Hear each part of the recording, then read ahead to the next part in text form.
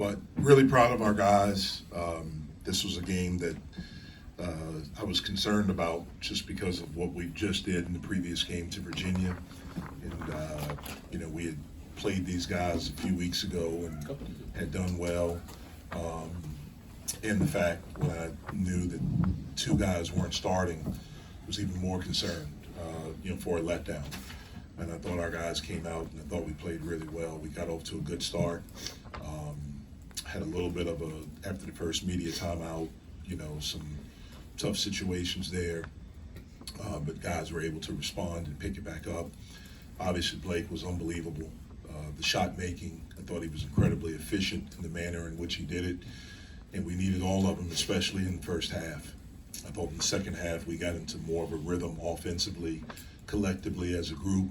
Zach made some incredible hustle plays, and I thought his defense in the second half was outstanding until the end when he reached his hand in the cookie jar.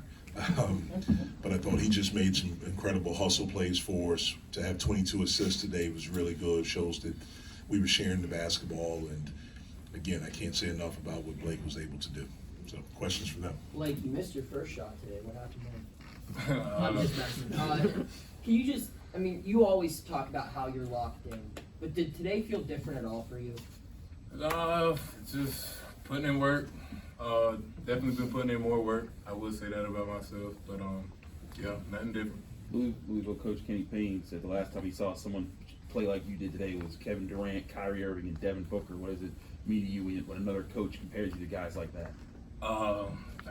Good. That's what the work for. That's what the work for. I want to play at a high level, so that's great. Zach, when you got a guy hitting at a rate like he was, is it kind of tough to play with that? Or are you ever going to be hesitant to shoot, knowing that it's like, hey, I probably should just give him the ball? I feel like, us as basketball players, we need to know. We know like when to shoot, when not to shoot. Like he's hot, but like if somebody's open, they're gonna take an open shot. But like the basketball guy's gonna find a hot hand, and you see what happened when we found it. Zach, at the same time, how do you guys feed off of that kind of energy? We love it. We have family here, so seeing somebody go off like that, shoot, it just gets us going. Like, was there a point tonight where you knew that you were kind of on the cusp of history or cusp of doing something special? No, I actually didn't realize I tied the 3-point record, which is cool. Which was my own, so that's cool. Sorry if that came up arrogant, but yeah, that's cool. Like honestly, I definitely knew I was putting up a lot of points, but I didn't know I was on any record-breaking streaks. Like we see in a lot of big scoring performances, somebody will write the number down on a piece of paper, take a picture with it. You do anything fun celebrating live with the guys in the locker room? They definitely gave me a paper with 41 on it. I took a picture of it. So on a different historical note, 1,000 career points for you tonight, and I think you're the fourth fastest guy to do that in the history of this program. What's that milestone mean to you? All credit to the coaches. Just like I said earlier in the interview down there, I've been to 3 different schools and haven't been on any pace like this. So it's the coaches letting me have the freedom and giving me the confidence as well. And, mixed in with the work, and this is the result. Like, to be able to do what you did tonight, and given the run that this team is on right now, how much more special does that make it? And how do you guys continue to ride this surge into the late stages of February? Yeah, at the end of the day, the most special thing that happened today was we won. And we're on a 6-5 game win streak, whatever. That's the most special thing, and that's what's most important for this team. 22 of y'all's 31 made baskets, came off assists. What can you say of the life that stayed in the basketball for you guys? That's what our team is all about. Our team is extremely gifted offensively. It's just the truth.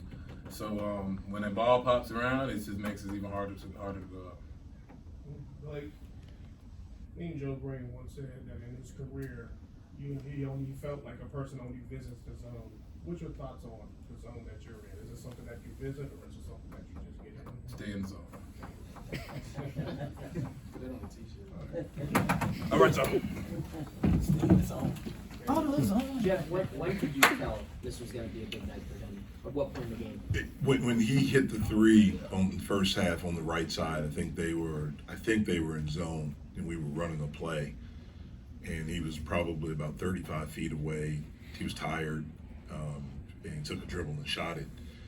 I kind of turned because it was a bad shot. I turned and yelled, what is he doing? And then I heard the crowd's reaction, and I don't know if you guys can see on this side. I was just laughing and smiling. That's when I knew that all right, he's feeling it tonight. Are you getting used to that type of turnaround? What are you doing? Then you hear the crowd reacting. Is that I have learned with Blake, and I learned this last year in coaching him, and he has the freedom to take bad shots at times because it's something that can get him going, and I understand that about him. He could be off. He missed his first shot. He could be, and it's something that he's earned because it could be the one thing that gets him going. Now, I'll tell him if it's a bad shot. You know, I'll tell him, like he took one where I thought he should have driven it in the second half right in front of our bench in the corner. I thought that one he should have shot fake and driven it. But he's earned the right to have that freedom. How many guys have earned that freedom for you and your head coach? I've had some guys. I mean, I've had some guys at the places that I've been. I don't know if I've had anyone shooting threes like that, though.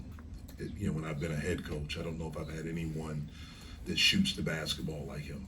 Going back to when you recruited Blake, what kind of convinced you that he could be this kind of player, and what convinced you to think? Yeah, I didn't know he could be this type. You know, I thought he'd be good. I didn't know he would be this, because if you look at the previous place that he played, he had no stats at Iowa State. At Ole Miss, it wasn't like he was like this prolific three-point shooter. It was more mid-range. I mean, he shot threes, but his game there was more mid-range, off the bounce a little bit, get into a spot, elbows, and things like that. When he got here and we started working with him, I remember in practice, it may have been one of our first practices, and he passed up a shot. He passed up a three. And I told him, like, don't pass up three. If you have an open shot, shoot the basketball. And I don't think I've had to say that to him again. Jeff, Kenny mentioned the hockey assist from Blake, and that's what makes him tough to guard. That he makes the pass before the passing, or there were times that he drove, that there was more to just his game than just the threes. It is. The three sets up everything for him. You have to guard him from so far out, and where he's made a jump in his game is being able to put it on the floor without running people over, getting the spots, also understanding when he needs to pass the basketball. He draws so much attention.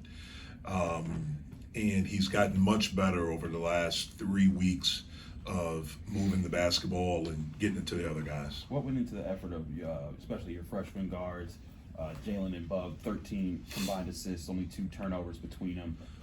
What's been clicking for them? Yeah, I thought they were better in the second half. I didn't think they were as good as they have been in the first half. I thought at times they had predetermined decisions off of ball screens, off of penetration, instead of just making plays.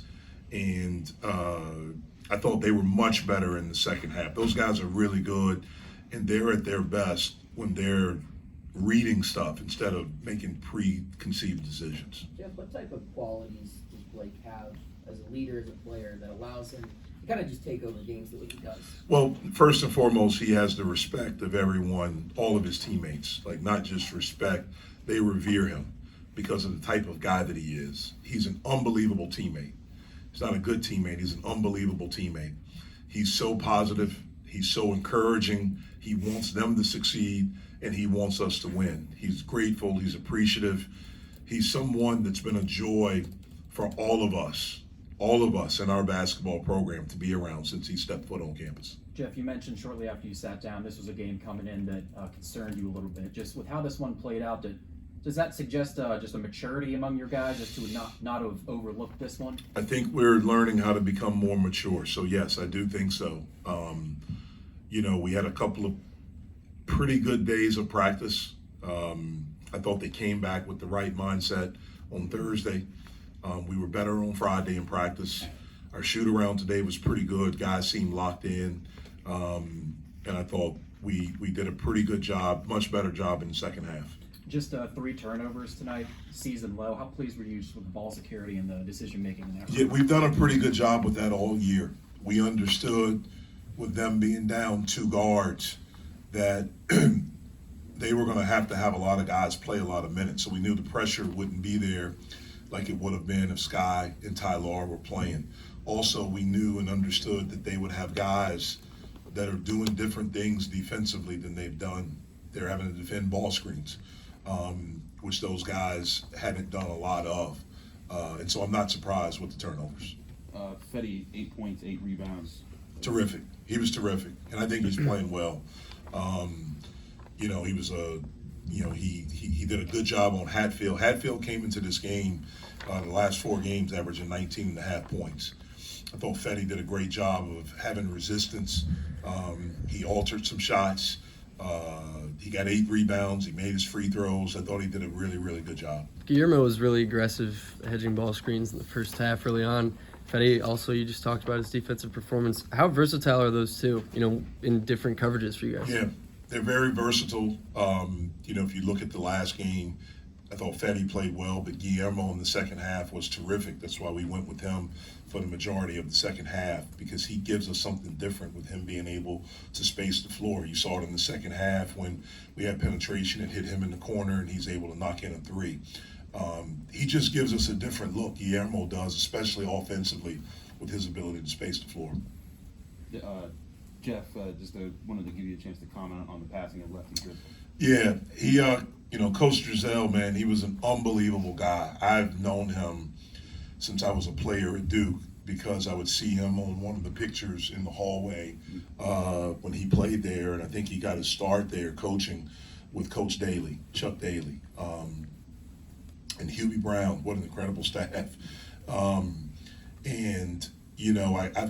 got to know him over since then. When he was at James Madison, my father was at Old Dominion, so they were in the league together.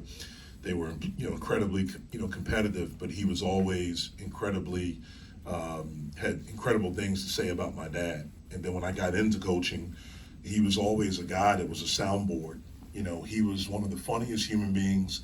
He was an unbelievable coach. If you look at what he did at Davidson, what he did at Maryland, you look at Maryland before he got there, and after, during his time and after him, what he did at James Madison and what he did at Georgia State to take 4 different programs to the NCAA tournament.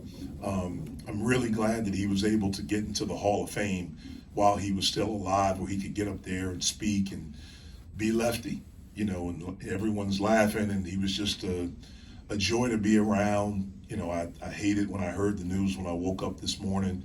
I got to know him even better during the 7 years I worked at Duke because of his relationship with Coach.